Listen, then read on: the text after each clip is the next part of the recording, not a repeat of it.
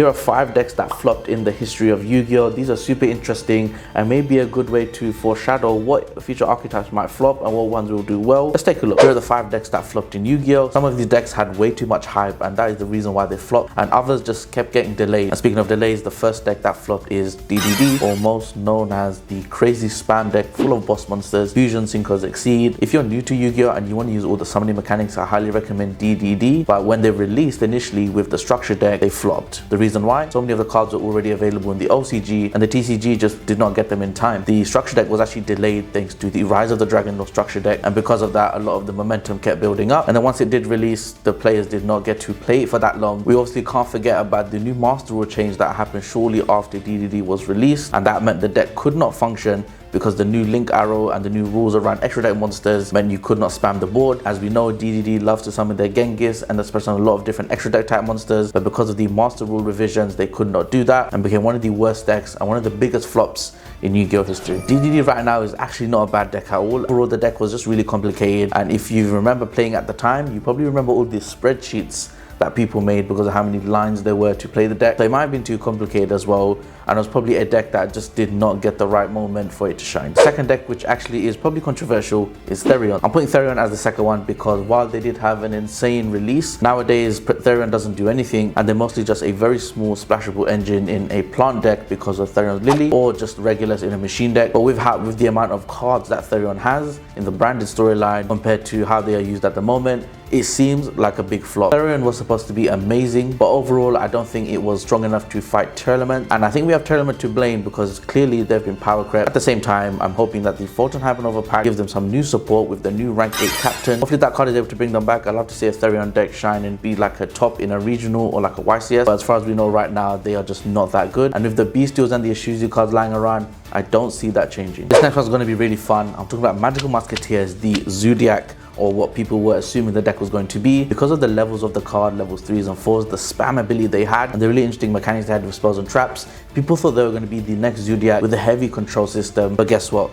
They did not deliver at all, and the deck dropped off really fast because people had a lot of expectations about the deck and it could not perform to that level. Magical Musketeers seems like the younger sibling and just could not rival the older sibling's power level, which was Zodiac. But the archetype is actually quite decent now, and after so many years the deck has not seen barely any play, any popularity. But with Runic, maybe Magical Musketeer Runic is a deck, and I'm curious to see how they play in Master Duel because I think the two decks have a lot of good synergy, and now with the new Link monster for Magical Musketeer, I actually think the deck is quite fun and a potential good rogue pick. I think people just got their hopes up too much and ultimately just made the deck die down. Last up on my list, and I hate to say this one because I actually really like the TCG exclusive archetype, but most often than not the majority of them absolutely flop. Warrock is a hilarious example, the worst or silliest decks to come out in Yu-Gi-Oh! I think there was a clear confusion about what this deck was supposed to do and if it was going to even do anything. Of course, a archetype focusing on the battle phase is not that important in Yu-Gi-Oh! Right now, where an OTK can simply just mean ending on a negate board. Subterra is another one. Of course, we got Subterra Guru in the OCG first, coming into the TCG and actually changing the whole deck and the way it's supposed to be played.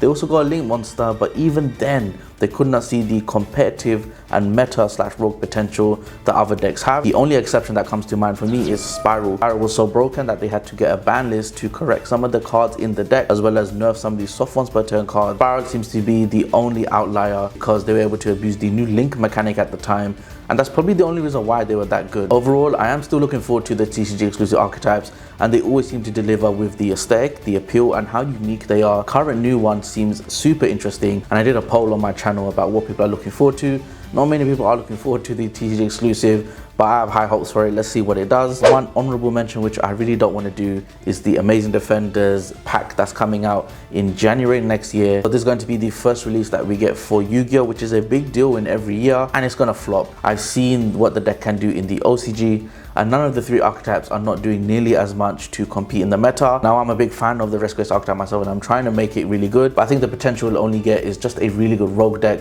or maybe like a mid-tier rogue deck. Mekanko focusing on equip spells, and the Fury archetype is kind of like an EV clone from Pokemon, which is really cool, but again, they don't have the competitiveness to beat Tearlament. The set before Amazing Defenders was the Grand Creators and the Tactical Masters, 2 quite influential sets and have included archetypes that are actually very notorious. Of course, Grand Creators was absolutely insane. Exorcister, the Adventure Engine, which polarized the whole meta, and then the Punks, which also added into that, and then we have Tactical Masters with, you know, Runic absolutely changing the whole way the game is played. They're currently taking over Master Duel right now, and they did take over a very specific format for Sprite Runic, which did actually, I believe, top the YCS as well. Labyrinth is also super scary, and I just don't think it's popular enough considering how good it is, and that just goes to show how good these two builder packs are.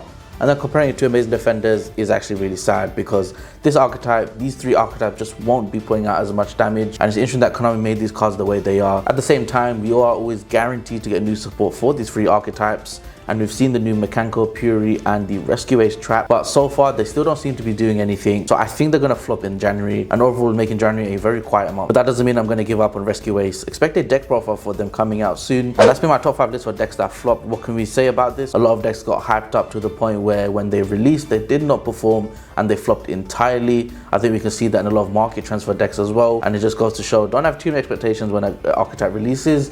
Make sure you do your research on it, make sure you test it out, and then if you're confident, definitely go and grab it. Let me know in the comments down below what archetypes I've missed that actually did flop in Yu-Gi-Oh! I'd love to know. I think Infernobles was another contender. But for now, that's been the video. Thank you so much for watching, and I'll catch you guys in the next one.